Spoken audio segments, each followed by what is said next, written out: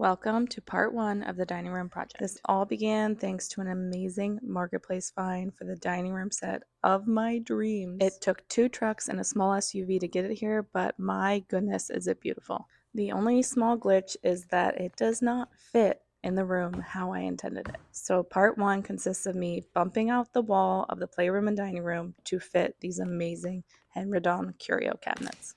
And yes, I did indeed use some girl measuring to get the measurement needed for the bump out. I paid $700 for 2 curio cabinets, a buffet, a dining room table, and 6 chairs.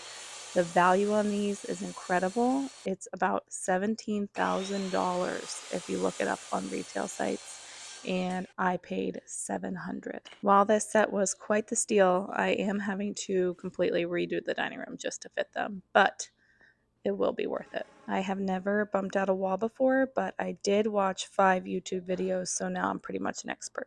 I cut down some 2x4s and will be using this as my support beams for the new wall. This project has taken me far too long. Part of it is because of the holidays, and the other part is just it's all new, so I'm a bit hesitant with every new step. Once I got the supports nailed into the wall, I went ahead and started cutting my drywall. This was not the prettiest cut, but it did do the job. And goodness, was the WWE SmackDown on this so satisfying. And cue the happy dance.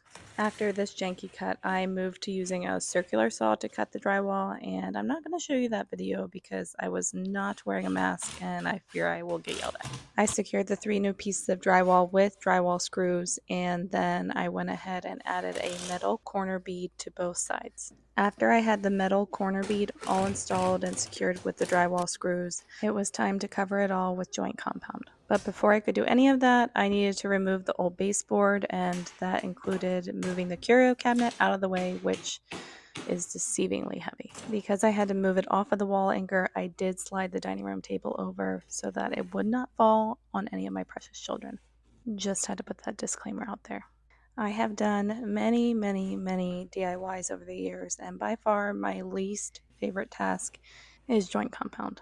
I have watched many tutorials, many videos, and I think what it barrels down to is I'm not a perfectionist, so the need for perfection for this task drives me a little nuts. Now, a professional contractor may critique this. It's not perfect. At the end of the day, it's a new wall and it looks good. The last step I needed for this bump out was to spill primer all over my floor.